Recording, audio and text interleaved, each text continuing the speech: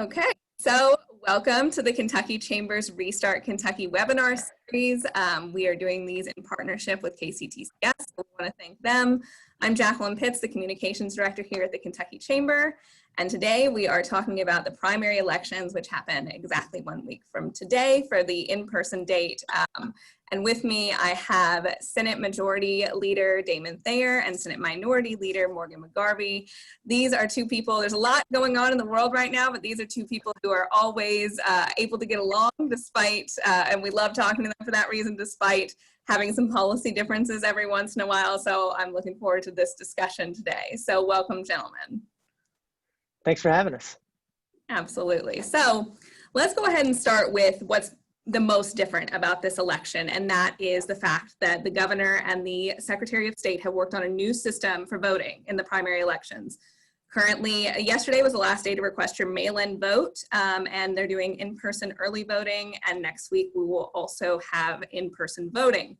So I'm going to start with you, Damon. What do you think is going to be the impact of this new voting system on the primary?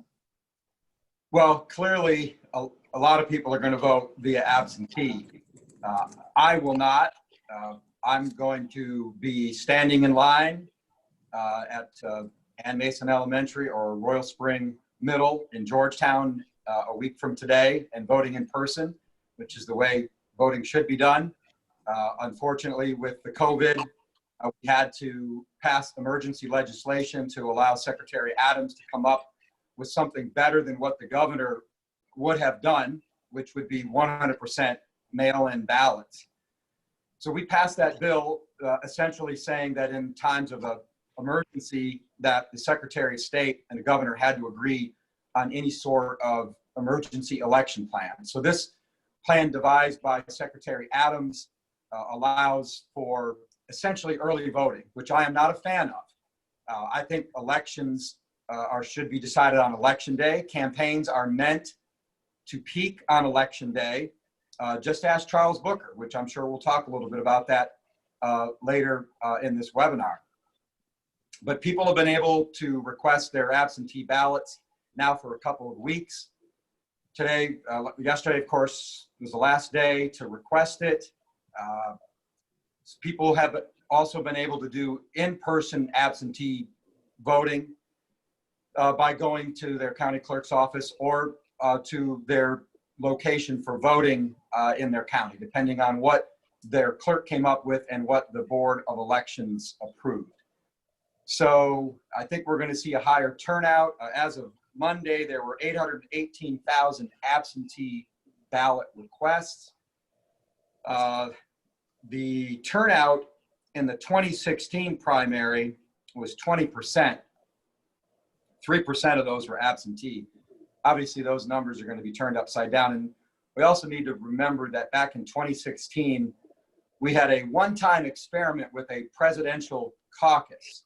So the primary was held for all other state offices, but the presidential was not a part of that. So we can't really get a gauge looking at past turnout. It was 13% in 2012 when we had a traditional presidential primary. But obviously from the results, it looks like there are going to be a lot of votes cast by absentee ballot. I'm going to be advocating very strongly for a return to normal in November. Matter of fact, I might have a new hashtag for it, hashtag normal in November. I want to go back to the usual way under Kentucky law, which is you can vote absentee with an excuse, otherwise you vote on election day. That's the way it should be. And I do believe a lot of steps have been taken to protect the integrity of the ballot with this system, but I hope it's a one-time system and that we never have to do it again. Leader McGarvey, how about your thoughts on the new process and what you think is going to be the outcome? Do you think that a certain party is going to fare any better, or what are you expecting? Well, I love it that we're coming in hot because I just completely disagree with Leader Thayer on this topic, which is probably not surprising. This is going to be a call. Well, first of all, the outcome is not going to favor one party right now because it's the primary. So Republicans are going to vote for Republican candidates. Democrats are going to vote for the Democratic candidates. I think voting, and our goal with voting, should be to make it as easy and safe and accessible as possible. And that's what we're seeing with voting. And this is a primary election. Just look at Jefferson County alone. Damon went over the statewide numbers, but we have sent out more absentee ballots. We've sent out more absentee ballots than the number of people who voted in the 2019 primary, right? So we sent out 160,000 ballots here, 130,000 people voted in the 2019 primary. That's great. I mean, even if only 90% of those come back, or I'm sure that's going to be a high number, we're getting more voter participation. Yes, I understand. Having run campaigns myself, having worked on other people's campaigns, sure, there's a rhythm to a campaign, and things happen late that you can't account for. But it's not like we allowed voting a month ago. We've allowed in-person early voting starting June 8th, which is just a few weeks before the primary. And then, although people were requesting their ballots in late May, I don't know of many people who got their ballot before June, or certainly in the last couple of weeks. So anybody who's surging, I think the ballots are going to take that into account. And we should do this anyway, particularly when we still have a global pandemic that we know is spread from person-to-person contact. I think for all of our voters, wherever your risk tolerance is, we should make voting easy and accessible for you. So I'm glad that this is happening. I would like to see it continue, because I think the more people that vote, the better off we all are on all these issues. And that's a very good point, especially with safety. So we are still in the midst of a global pandemic. Representative Jason Nemes has filed a lawsuit about the number of polling places in certain areas because it is reduced significantly. There's usually one polling place. And especially in the larger places like Louisville and Lexington, he's saying that's not enough because it's too many people too close to each other. So question for both of you guys, are we still taking the right measures in terms of the pandemic to keep people safe in in-person voting? I'll let either of you start. I guess I'll start off, just not to be inconsistent. I think voting should be easy, accessible, and safe. I think we can do all three of those things by having more polling locations open, particularly in my county here in Jefferson County. Just one polling location is not enough.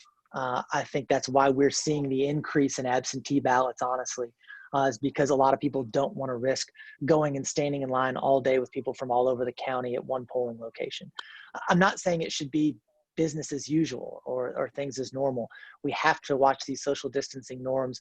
We do want to keep people safe, but in terms of actually having polling places open, particularly in Louisville and Lexington, places like that, I think there needs to be more than one. Damon, what about you? Yeah, I agree with Peter McGarvey. One polling location isn't enough. And even in a county I represent, Grant County, 24,000 people, only one voting location at Williamstown High School got approved. And that's in the southern tip of the county. And my clerk there, Tabitha Clemens, a Democrat, by the way, requested to have 3 voter locations. Grant County is a long, tall county that is straddled by I-75. And she wanted a polling location in Crittenden in the northern part of the county, in Dry Ridge in the middle part of the county, and then the one location for the southern part of the county in Williamstown. And the Board of Elections wouldn't approve it. And I think that's ridiculous. If a clerk requests it, if you want to make voting easy, you need to have locations where people can vote. So it's certainly an issue in big counties like Fayette and Jefferson, but also Kenton County, which I represent a third of the population there. The folks who live in my district in southern Kenton County have to drive all the way up to Covington. And that's a pretty big burden to put on someone who wants to vote in person. And what I'm seeing is Democrats are more comfortable voting absentee. We Republicans, we're a little bit more stubborn, and we like to do things the regular way. And we want to vote in person. And I've gotten a lot of complaints, particularly from elderly voters who live in southern Kenton County, who are really upset that they're going to have to drive all the way up to Covington in order to vote in person. So I think we need to have more locations, and I think we're going to probably have some pretty long lines in some places around the Commonwealth, and maybe not just in the big counties, but maybe the small counties as well. And so I have to start off by poking fun a little bit at Leader Thayer. But when he says the regular way, we could use old-fashioned as a synonym for regular, perhaps. But I also will agree with him on this point, particularly as it pertains to elderly voters. We've heard a lot in my office, in my official capacity, and also just I've heard from people around and talking to clerks and that sort of thing, that some of the elderly voters are having trouble requesting their ballots online. The clerk's offices are slammed. I mean, think about it. If Jefferson County has sent out 160,000 ballots, the application process, the legwork that takes, the offices haven't been set up for that. We don't want to deprive anybody of the right to vote. And so the goal, again, I'm going to sound like a broken record. To me, we need to make it as easy and safe and accessible as possible. There have been some people that have been having trouble with that system. So, having a few more in-person locations, as long as we can keep people safe, I think is a good thing. Let me respond to the old-fashioned comment by reminding my colleague that with age comes wisdom, young Padawan. But you just made my point, Morgan. The workload on the county clerks is enormous. And I just think there's too many touches on these absentee ballots. Too many things can go wrong. The clerks are being overwhelmed. I've had clerks contact me and say, we cannot do this again. We absolutely cannot do this again. We've got to go back to the normal way of voting, because ultimately we have to protect the integrity of the ballot. The ballot that is cast by Americans is at the very core of our republic. And we need to be able to assure people that their vote is being counted, that it's not being lost or tampered with or comes up missing. And, for those who are going to just sort of blow off the assertion that we have voter fraud in Kentucky, that's just naive and wrong. And this system is going to present more opportunities for voter fraud. We are moving more towards paper ballots, which I'm not going to be satisfied until we go back to 100% paper ballots. I think a paper trail is important in making sure that every vote is counted and not counted more than once. Well, and let me address Morgan, hold on. I want to move on to the next thing. It has the same thing to do with this, so you can maybe respond in that. But I do. Go, Jack. Yeah. I want to move on to the race that everybody is talking about. We're here to talk about the primary election, so let's talk about Mitch McConnell. But let's talk about the Democratic primary. Charles Booker has seen a lot of pickup in the last couple of weeks, especially online. We're seeing a lot of people come out and support him. He's raising a lot of money. We'll get to that too. And I'll start with you, Morgan. Is it enough? And, with the early mail-in voting, did his surge come not soon enough? Sure. Well, and let me start by responding to what Damon said. So when we talk about voter fraud, there is no evidence. Yeah, clearly you guys haven't been talking enough lately. Yeah. There is no evidence of in-person voter fraud in Kentucky. There's no evidence that we've had that problem before. In the states that have mail-in ballot voting, there's no evidence of any wide-scale type of fraud. Everyone should be able to vote and have confidence that their vote is being counted accurately. We all want that, Democrats and Republicans. We want free, fair elections. We just want as many people to vote in them as humanly possible. And I think that's what this system is allowing. But of course, I will be right there with Leader Thayer. If we notice any irregularities, if we notice anything going wrong, we will call that out. We want free, fair elections, and ballot integrity is important in that. So I want to put that out there. The McGrath and the Booker race has gone from a sleeper of a race literally less than 3 weeks ago to a competitive Democratic primary today.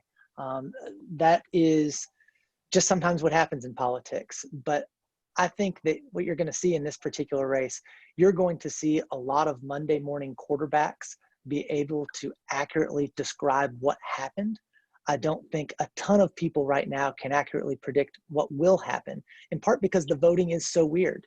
You're going to have still, I think a lot of younger voters are certainly interested in Charles Booker, and they should be. Are they going to vote? Is mail-in balloting, are they going to return their ballots? We don't typically see that in primaries. I wish that was different. I'm just, not telling you how I wish things were, just how they have been. Is there enough time? right, to catch up and get the name ID that Amy McGrath has? The answer, maybe. And so I think this is one we're going to watch. And when I say we're going to watch until June 23rd, I think we're going to watch past June 23rd.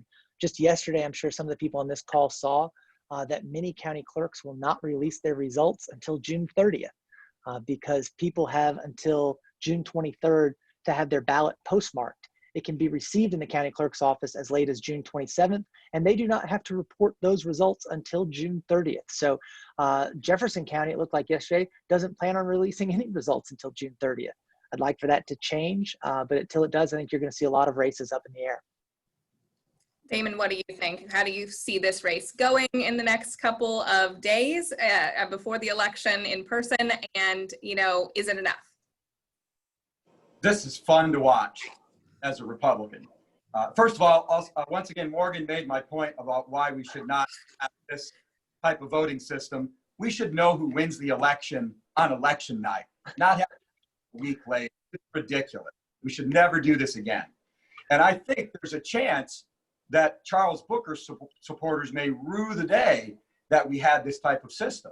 Because again, to my original point about campaigns peaking on election day, his campaign, for a variety of reasons, because of the protests and his ability to really connect with people like that, and his endorsement by the socialist wing of his party, Alexandria Ocasio-Cortez and Bernie Sanders, really has given him some momentum. I would like to note that he just got endorsed by Allison Grimes, and that's probably an endorsement I wouldn't brag about because she's had a lot of losses lately, including the court case that she filed against me where the judge here in Frankfurt completely ruled in the favor of the Republican legislators who sought reform when she was Secretary of State. But I digress. I think this is really interesting. I mean, Amy McGrath has raised $40 million, and now she's deploying it in markets that are outside of Kentucky that reach some viewers in Kentucky. It's really fascinating to watch from a media buying perspective, which is something I'm interested in. But this is what happens when you have a primary and you start running a general election race before your primary. She just took it for granted she was going to win. And Representative Booker has done a good job as a political observer myself. I mean, I got to give him a lot of credit. He's got very good TV spots. He comes across very well. He and I don't agree on many of the policies, but I think from a pure politics point of view, I give the guy a lot of credit. And he may be able to come from behind and win, but I think what Booker supporters should be very nervous about is the possibility that he wins election day but loses the absentees and loses the election. And you may find Booker supporters joining me in a call to return to normalcy, to take a term from Warren Harding's presidency. Little history lesson for you there, Morgan. He was elected in 1920, died in office. Calvin Coolidge then became president. So we'll see. He could win. I think he could win, but I also could see a scenario where McGrath wins narrowly, sort of limps into the general election against Leader McConnell, and people really rue the day that this system was in place, because you could see a situation where a lot of McGrath's ballots were cast early on in this absentee form of balloting. Speaking of things that should never happen again, I'm never going to ask you to talk about this new voting system ever again. Well, go ahead. Let me just go back and correct everything Damon just said. First of all, no Democrat's going to limp into the primary against Mitch McConnell. Yeah, you're seeing a spirited primary fight right now, but I think that's a good thing. The Democrats, well, you could be a red state, but the Democrats are going to be united against Mitch McConnell. 9 members. But sure, you drew the district lines. So do the Victor go spoils. Well, and thus the next elections, right? I mean, I think we should have nonpartisan redistricting for that reason. I think it would lend to a better legislative result. But Democrats in Kentucky and nationwide are going to be united against Mitch McConnell.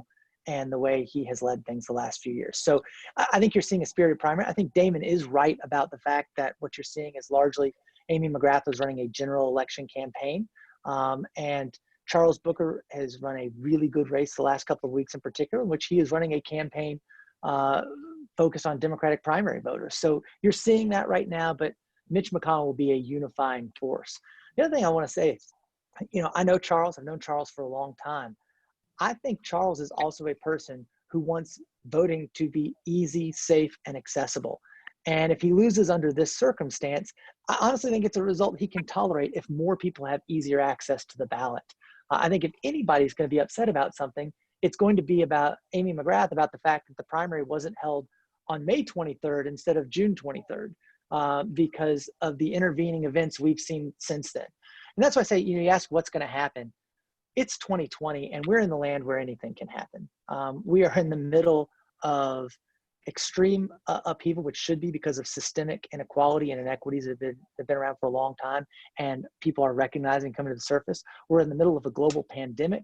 We're voting at a time and in a way we've never done before, and we're going to have some results to parse through to really see what worked, what didn't work, what do both of our parties do, and how do we handle all of these crises and things that are going on right now as we head towards the fall elections. And so my next question was going to be about fundraising. Charles Booker has raised over $1 million now. Much of his money is coming from in-state, but you guys have kind of highlighted that the fact that kind of a general versus a primary race, I think that kind of goes to that point. But then, and Damon, I'm going to start with you with this one. Can either of them beat Mitch McConnell still? No, not going to happen. Look, let's look about the last time Leader McConnell was on the ballot in 2014. He was a unifying force for Democrats behind Allison Lundergan Grimes. She was touted as a national rising star in the Democratic Party. She lost by 15 points. It was a blowout. Here we are 6 years later. That was a midterm, by the way. There was no presidential race on top of the ballot. So here we are 6 years later, President Trump on top of the ballot. We will be one of the first states called for President Trump on election night.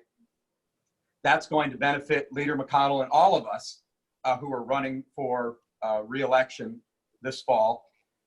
We have a lot more registered Republicans than we had 6 years ago. This race is going to be a blowout for Leader McConnell, no matter what. No matter who comes out of the Democratic primary, Amy McGrath or Charles Booker. And McGrath is a flawed candidate. Even Democrats are starting to realize that. Those of us who live in the 6th congressional district saw it right in our faces for most of 2018 when she lost to Andy Barr. And Charles is just way too liberal for a state like Kentucky. I do believe that no matter who the nominee is, there will be national money coming in against Leader McConnell. We've known that all along. I mean, the Democrats hate him, and Republicans love him because of the Supreme Court. We've got Justice Gorsuch, Justice Kavanaugh. He's ushered those through record appointments getting confirmed to the lower courts, including several qualified judges from right here in Kentucky. Record tax cuts. He stopped the impeachment farce. He's just done a terrific job as leader of the Republicans in the United States Senate. He's done a terrific job leading through this global pandemic. And, Thomas Massey's pollster is also my pollster, Public Opinion Strategies. By the way, if you want to talk about that, Thomas Massey is going to win in a landslide. And I've been around Kentucky politics since 1995. So I've been around watching Senator McConnell's races since 1996 when he blew out Steve Beshear in that epic race back then. Those great TV commercials saying, "Don't get Besheared." We probably should have brought those back last year, by the way, but I digress. And he is a ferocious campaigner. He will have all the money he needs to run a great campaign. But every year I've seen Democrats nominate candidates and say, this is the year we're going to get Mitch. Well, they've never been right. And he continues to grow in popularity. And my point is about the Thomas Massie race. I know from polling in the 4th Congressional District that Republicans are prepared more than ever to unify in an early way behind Leader McConnell, because they want to reward him for being President Trump's top soldier in the United States Congress, for getting these tax cuts through, for stopping the impeachment fraud, and for getting these judges confirmed and making sure that our judicial branch, our federal judicial branch, is going to tilt more conservative for a generation to come. So Morgan, you noted that McConnell is a unifying force for Democrats. There's been, and as you also noted, there's a lot going on in the world right now. So do you think that impacts this McConnell race at all? And do you think that either candidate could beat him in the general? Yes. So Damon said so much, I don't know which thing to rage against the most. So I'll just answer your question. I'm not going to be cavalier, but I want to say that this election certainly needs to be viewed in a different light. The number one fundraiser for the Democrats is Mitch McConnell. And the reason that Amy McGrath has so much money, the reason there's national interest in Charles Booker, is because of Mitch McConnell and who our party wants to take him on. We will line up behind whomever that is. That presents challenge number one. Mitch McConnell, look, he has been a very successful politician for a long time. So you can't just say, oh, we're going to take him out. One of his advantages, he has always been able to raise more money than his opponents. He has always been able to define his opponents before they have a chance to define him. I really believe that whoever happens to get the Democratic nomination will have more than enough money to go toe-to-toe with Mitch McConnell on the financial front. So that's one thing that has been different than in years past. A second is this is the first time that Leader McConnell has ever run as the majority leader. It's also the oldest he has ever been, and he has been in office for 36 years. Now the spotlight on him is brighter than it's ever been before. Now, until this point in his 36 years, Senator McConnell has made very few political mistakes. I think even on both sides of the aisle, whether you completely dislike everything he does and stands for, or you think he's fantastic, there is a certain amount of respect for his ability as a tactician in the political arena. This is the time when you could see him make a mistake. He is the leader of his party. It is a time when the world is completely different and things are things that we've never seen before. There's reason no one alive right now knows how to handle exactly a global pandemic because no one's experienced it before. You're going to see him have the money spent against him. He is older. He does have to answer now as the leader of a party. And, as a leader of a party, you have to sometimes do things for your members that you wouldn't want to do. So he's in a different spot running. And you're going to see energized Democrats. And I think that this year is an opportunity for us to say, if you want change in Washington, then this is where to start. Start with a person who's been leading the Senate, who's been there for 36 years. And this is how we're going to start to address some of the systemic things we see that we know we need to make different. Morgan, are you running? I was going to ask you if you were auditioning for a job in McConnell's office. I was like, seriously, Damon, you have a job, and there you were. You just kept putting more butter and more butter and more butter. But it was nice of you to do that. So, Damon, I have another question for you on this front. We're talking about how Mitch McConnell is the majority leader. This is the first time he's run as majority leader. And this is a fall question more than a primary election question, but do the Republicans keep the U.S. Senate? Well, I think it comes down to, does President Trump get reelected? Because we've got some races in some tough states: Maine, Susan Collins, Colorado, Cory Gardner. We've got a great shot to pick up a seat in Michigan with John James, who ran a very close race to Debbie Stabenow last time, 2 years ago, in a much worse election cycle for Republicans. He's running again against Gary Peters, who's probably one of the most forgettable members of the United States Senate. So we've got a shot to pick up some seats. And, I do follow these races pretty closely. We've got the Arizona race, Martha McSally.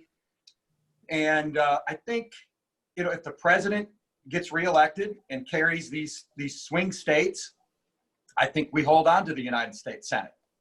But, if you talk to Leader McConnell, he would look you straight in the face and say it's competitive. And it is going to be competitive. And because we've got We've got more seats up because we had a great cycle.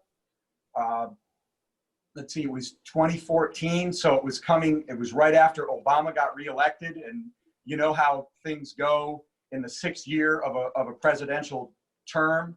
We had a really great cycle in 2014. Got Joni Ernst in Iowa, terrific member of the United States Senate.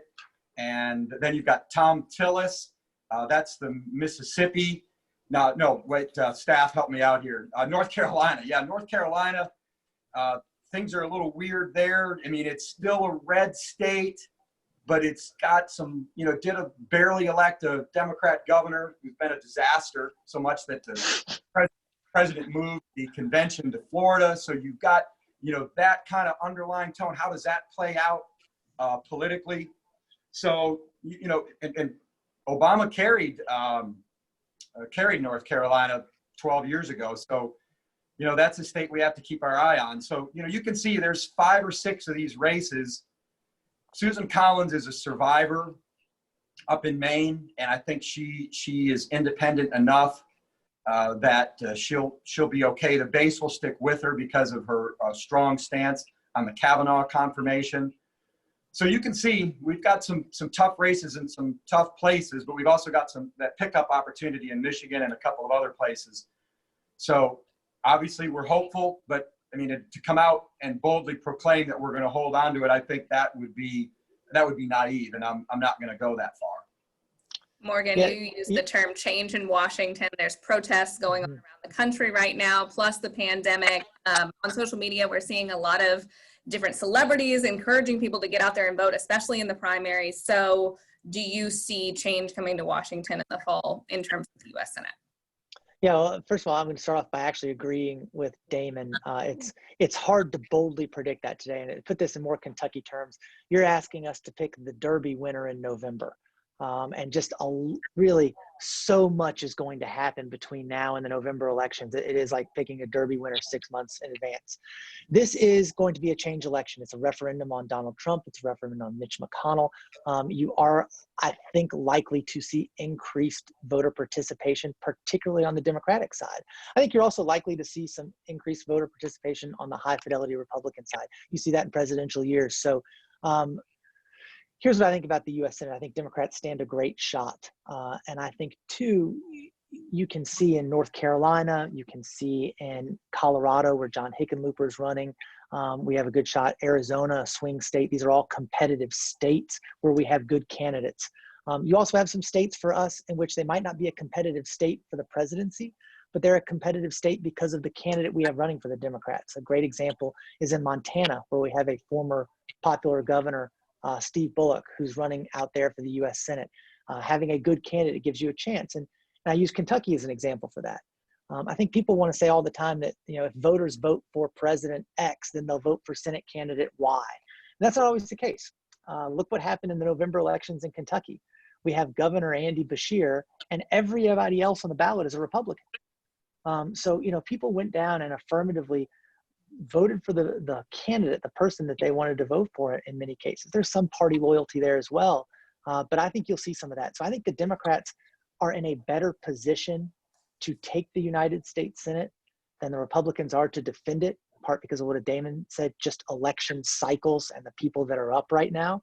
It's a good opportunity for the Democrats, but to say it absolutely will happen is probably premature. But I'm certain the Republicans are nervous about it, because Trump is on the top of the ticket, which is going to drive our base to the polls. We have good candidates in swing states, and we have some good candidates in states that otherwise wouldn't be competitive. So let's talk about the top of the ticket, because I want to get to the state races now. What impact, and I'll start with you, Damon, what impact do you think the McConnell race, the presidential race, are going to have on some of these state races we have for the House and the Senate at the state level this year? It's a great question. By the way, Morgan, this will be the oldest I will ever be running for re-election this fall. So just want to point out, we all tend to be older when we run the next time than when we did the last time. So just wanted to throw that out there. I've only had the privilege of being on the ballot with Senator McConnell once. With the every 6 years, I was on the ballot with him in 2008. when he had a very closely run race with Bruce Lunsford. And it was terrific because the McConnell political machine goes to work statewide for all candidates on the Republican side up and down the ballot. So you have a turnout operation that is impressive because there's a lot of money raised for the Republican Party of Kentucky to put together a ground game, a grassroots turnout effort to get out signs, to have people going door to door, to phone bank, to do bumper sticker pushes, all these sorts of things. It was great because you as a candidate on the ballot, you get the benefit of that operation because Mitch McConnell, unlike a lot of U.S. senators, I'm told, he really cares about Republicans up and down the ballot. So he makes sure that his operation not only helps him, but it will help going up the ballot for President Trump, but it will help going down the ballot for candidates for Congress, state Senate, and for the United States House of Representatives. So I'm really excited about that because the RPK will have victory headquarters around the state, in every region, every congressional district. And those are places where candidates like me can have our yard signs, our bumper stickers, our brochures, and people from our districts can go there. We don't have to have our own headquarters or maybe count on our local county party to do it because the state party will be doing it. So there's a real benefit there. And I'm looking forward not only to the privilege to be on the ballot with him, but also all these other activities that take place that really can mean a couple of extra points on your election total come November. So I think I agree with Morgan. I think Democrats are energized, but Republicans are pretty darn energized too. You haven't seen President Trump's numbers move that much during this pandemic, and that's because he has a very loyal following. And all these swing states that we're talking about, he carried last time, and nobody predicted it. I mean, Hillary was so surprised she tore down the drapes in her election night headquarters. We've all heard about that temper tantrum that she threw. I mean, nobody thought he was going to win. And I believe there's a silent majority out there that continues to stand by the president and will stand by him in many swing states. And if the economy continues to rebound, if the stock market continues to improve and the unemployment numbers are improving like they are, much to the surprise of the pundits, the jobs numbers a couple weeks ago were really strong. Good reports again today.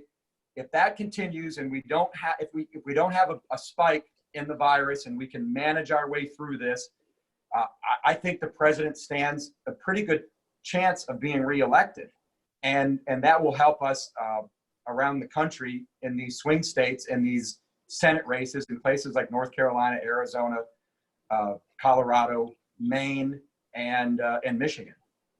And obviously here in Kentucky, all of us Republicans running this fall will benefit from the presidential year turnout, as well as the McConnell machine, which will be working overtime to help all of us up and down the ballot.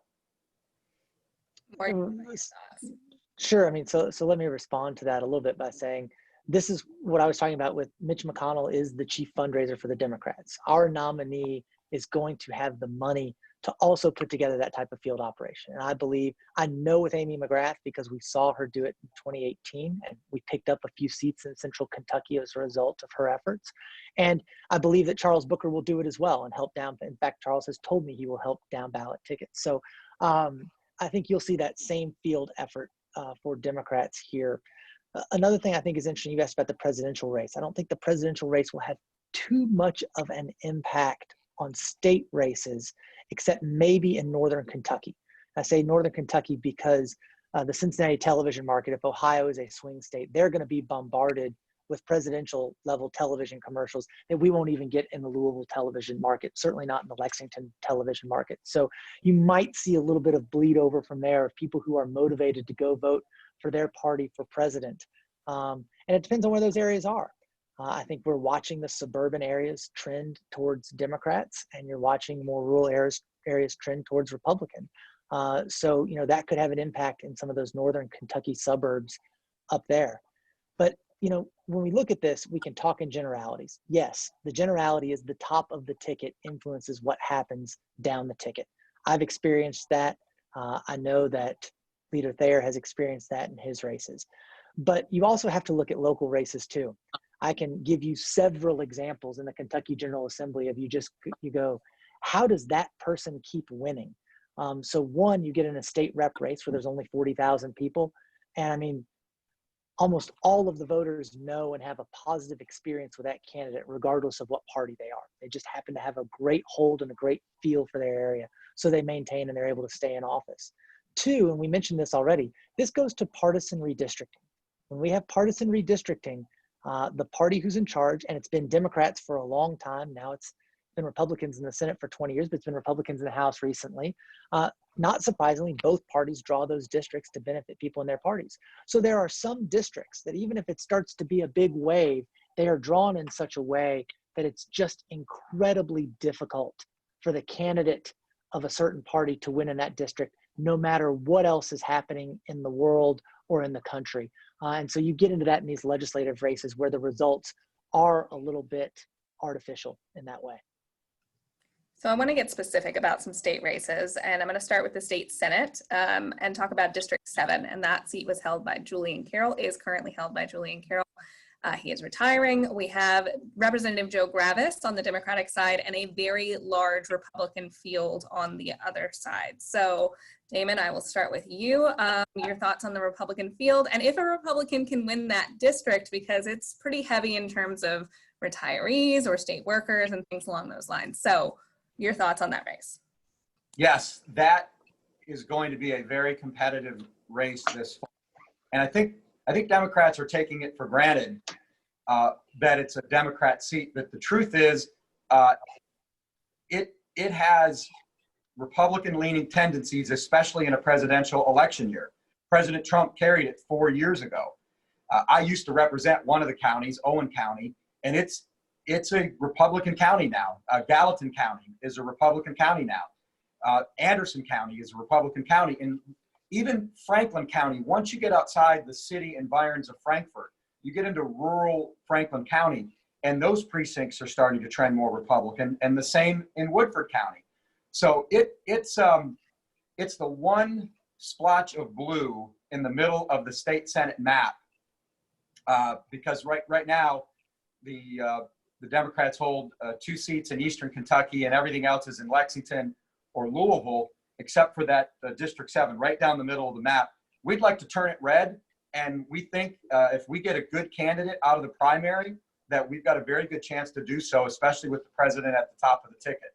There's some good candidates in that race, and I think we could be very competitive in that race. I'm not going to underestimate Representative Gravis. He's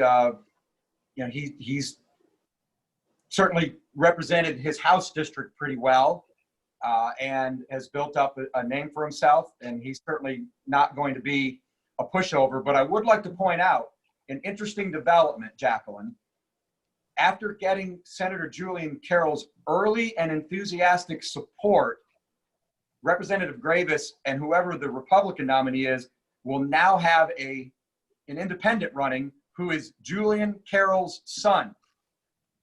So I wonder what's going on there, if there's a split in the family, and I mean the Democrat family, where now a relative of Senator Carroll's is now running as an independent, which will hurt Representative Gravis in the fall, because Democrat votes would go towards an independent with the name Carroll because of Senator Carroll's longtime representation of that district.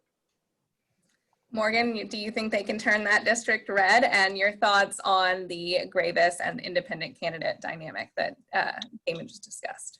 Sure, let me take a couple of things in some of the order that Damon said them.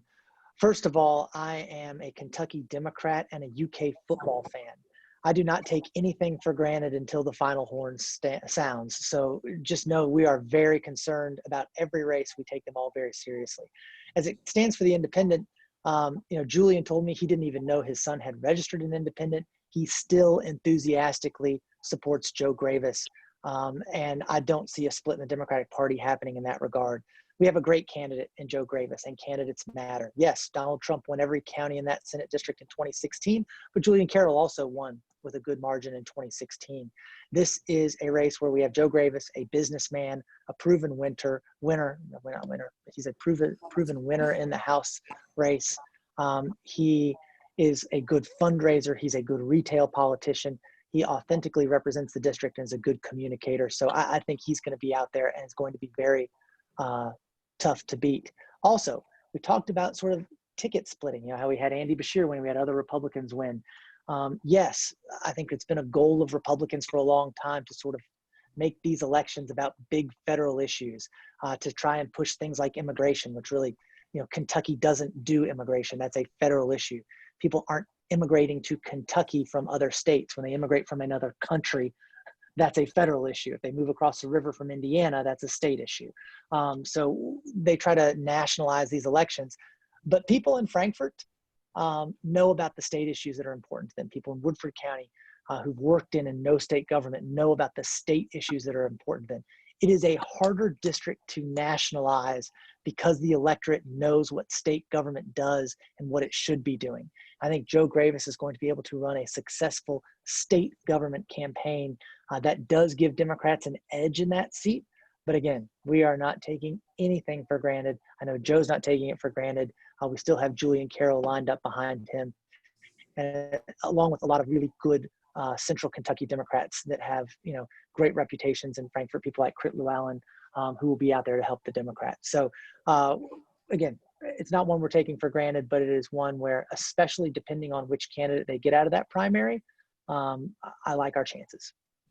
So also in the state Senate, you guys have a special election going on in the 26th district, and we have Democrat Karen Berg and Republican Bill Furco. So what are you guys' expectations for that race? I'll let either of you start. I guess I'll pick that up just because it's near my backyard. I think, like probably a lot of just political observers, I'm fascinated to see what happens in this race. This is the first Democrat-Republican matchup in the post-COVID world. So neither candidate is going door to door. Neither candidate is going to the events that are typically associated with campaigns. What turnout strategies actually work? Who is getting their people to the polls? How does absentee voting impact this race? There's a lot of questions. This is one of the main reasons I wish the Jefferson County clerk would start releasing results early, so we know about this race, because I think it's going to tell us a lot for the fall. I love our candidate. Dr. Karen Berg would be the first woman doctor ever elected to the Kentucky General Assembly.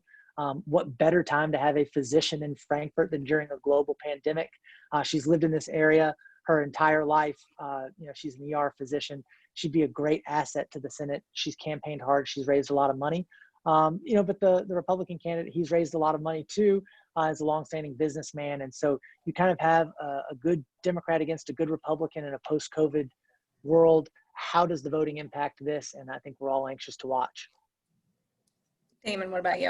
I think Morgan's assessment of the race is spot on. We don't really know what the effect of the virus and the absentee voting. What we do know is Karen Berg, because she ran against Ernie Harris and he won 2 years ago. We know that she's a radical liberal. She's for stop it. Healthcare. Stop it. Higher taxes. Even her colleagues in the medical profession don't like her. We learned that back in 2018. By the way, can't substantiate that. Already, and by the way, thank you, by the way, for giving us a backhanded compliment on some of our tactics that have helped us win all these seats in the Senate over the last 8 years. We love our candidate, Bill Furco. He's a retired businessman from Oldham County. He's chairman of the board of Dismas Charities, which focuses on second chance reentry, helping people get back into the workforce, which has been an important priority of the Kentucky Chamber of Commerce, as you know, Jacqueline, something we've worked on these past couple of sessions.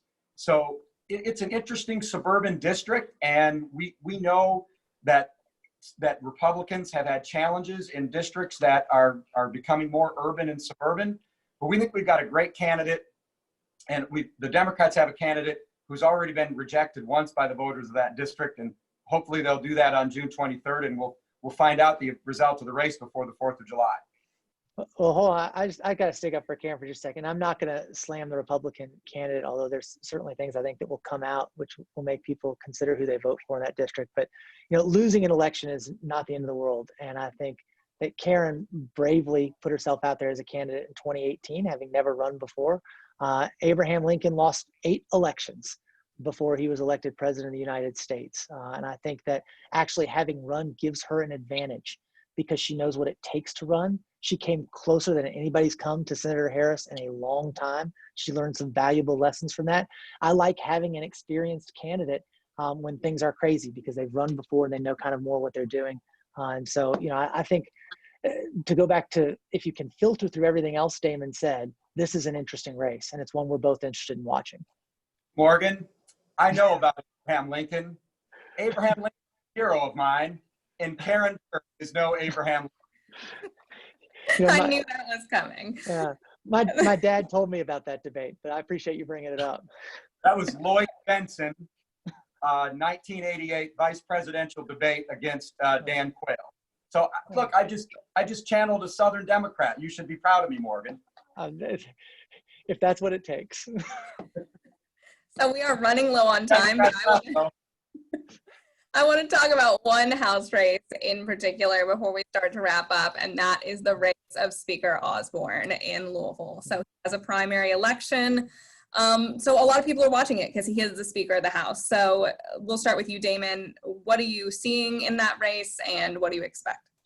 I see a landslide re-election for my good friend, the Speaker of the House, David Osborne. You know, he has really a fake Republican running against him. We call them rhinos, Republicans in name only. And we don't like them. Some of us dislike rhinos more than we dislike liberals. Look at the friendship I have with Morgan. I don't have very many rhino friends. She's not a real Republican, kind of a Trojan horse.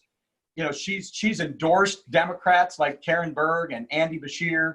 And I think the Republican voters in Oldham County, they know what they've got in David Osborne. He's a rock solid conservative, and he's been a great Speaker of the House. We love working with him in the state Senate. And I think he's going to be sent back to Frankfort by a wide margin on Election Day. What about you, Morgan? Jacqueline, I'm just going to say, honestly, my wife works full-time. I work full-time. We have 3 kids, 8 and younger, and I lead a state Senate caucus. I have no idea what's going on in a state House Republican race and can honestly offer no good commentary. All right, well, then I will move to my last question because we have just a couple minutes left, and I know that you guys are going to have a lot to say about this. So let's talk about the impact of Andy Beshear, the Andy Beshear factor, the COVID-19 factor in these state races. At the beginning of this pandemic, we saw everybody come together and everybody was staying home and doing, you know, what was asked of them at that point, and everybody was pretty united on that front. Now we are seeing quite the opposite. Republicans are very irritated. Democrats are still kind of staying inside and doing what they need to do, but you're also seeing the protests happen at the same time with large numbers of people in groups together while there's still restrictions in restaurants and things like that, which I think is exacerbating the split. So I'm going to start with you, Damon. What role does that play in this, especially for Republicans? That's a good question. I think, you know, a month or 6 weeks ago, Governor Beshear's approval ratings were pretty high. I give him high marks for how he handled the virus at the beginning. But I think starting around Easter time, he's made a lot of mistakes. Some of those mistakes have been, the fact that I call them mistakes have been affirmed by federal court judges. And I also think that the lockdown has gone too long and the reopening has been too slow. And people are beginning to get very frustrated with him, whether it's the 10,000 claims from March on unemployment that haven't been handled yet, the delays in unemployment checks, the fact that we just got daycares open yesterday with maximums of 10 kids. The United Way says a lot of these daycares are going to go out of business. A lot of them are going to lose money. Swimming pools aren't open yet, despite the fact that in surrounding states they're allowed to do so. The restaurant capacity is only 33%. Restaurants can't even break even at 50%. I know a lot of my favorite restaurants aren't even open yet because they can't make it. It's not worth it for their staff to come in with tips on 30% occupancy. So there is, week over week, I'm seeing a general frustration build about Governor Beshear and his handling of the reopening and the unemployment claims. I don't know how that manifests itself in an election that is mostly a primary.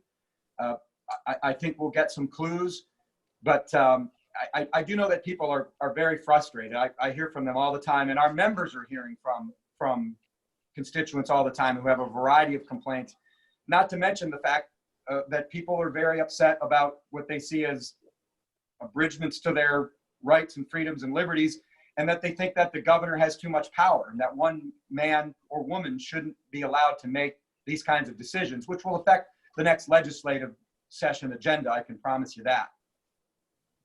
All right, Morgan, what about you?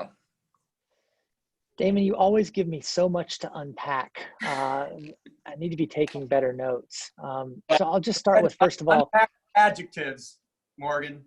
By the way, I've been meaning to bring up the governor this entire conversation, so I'm glad we are getting him in here.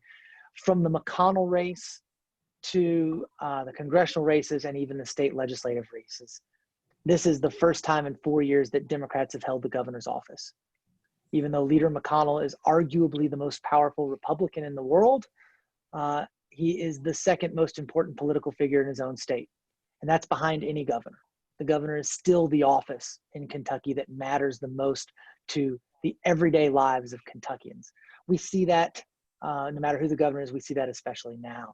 Governor Beshear has been doing a good job. And I think even the people who disagree with some of his decisions recognize that he is doing them in a way that is driven by data and by concern for public safety. Just to give you some numbers, because, why not? I thought we were going to try and keep this objective. The poll numbers we've shown in the Karen Berg, Bill Furco race, which is the only general election we have coming up, have shown consistently the governor's approval ratings well over 50 and usually over 60% in that particular district. That's an advantage for Democrats.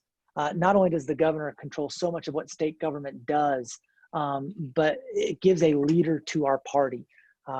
You can say whatever you want to about Governor Beshear. I think everyone will recognize what an incredible worker he is, how smart he is. He does care about those down ballot races. That's a real asset for us to have the governor in this type of situation. Plus, we're sitting here talking on June 23rd about what's going to happen the first Tuesday in November. And right now, I think, look, I see it around my neighborhood. I see it in my own family. People are tired of the quarantine. They want things to be different. The virus is still here, and you don't have to go far to find reputable sources that suggest a second wave is coming. Does that second wave hit before Election Day in November? I think that's going to have a huge impact on what happens nationally and what happens in this state. And so while people might be frustrated today, if we do get a second wave, if that second wave is worse, then I think you might see people react differently. I mean, keep in mind, we've had this whole conversation. 200,000 people have now died from COVID in the United States since March. They're expecting that number to go higher. So this is going to have a huge impact on races. The governor has been responding in a way that I think people appreciate his leadership style. They're also able to directly contrast it to how they believe our former governor, Governor Bevin, would have handled it. And I think that helps us as well. All right, guys, we are out of time. I can see David wants to say something. Hey, I was just happy to hear Morgan's poll numbers, because clearly the governor's numbers are dropping from the poll that we took earlier. So that's an interesting little tidbit there. Thanks for that. Well, I think it's natural when you hit a high water mark during the middle of something. You saw, George H.W. Bush's poll numbers were in the 90s after the Iraq War, but people come back and sort back into their tribes. Right. What's amazing in this Senate district that's been held by Republicans for at least 25 years, we have a Democratic governor with a 60% approval rating in a district that has a suburban core that is going Democratic. I mean, I think, yes, the Booker McGrath thing is going to be interesting to watch, but everybody's going to get a quick analysis of that. I would say for the people on this call, really look in a little bit, no matter what happens and who wins, that Karenberg Bill Furco race is a potential preview of the fall. All right, guys, I want to thank you so much for joining us today. Knowing our track record, I'm sure I will be talking to you guys again about the general election in just a couple months, and it'll be interesting to see how much things change between now and then. So thank you guys again. And for everybody on the call, thanks for joining us. Just a reminder, we have recorded this and it'll be up on our website if you missed any part of this. So thank you all again so much, and we hope you have a great rest of your day. Thanks, guys. Thank you.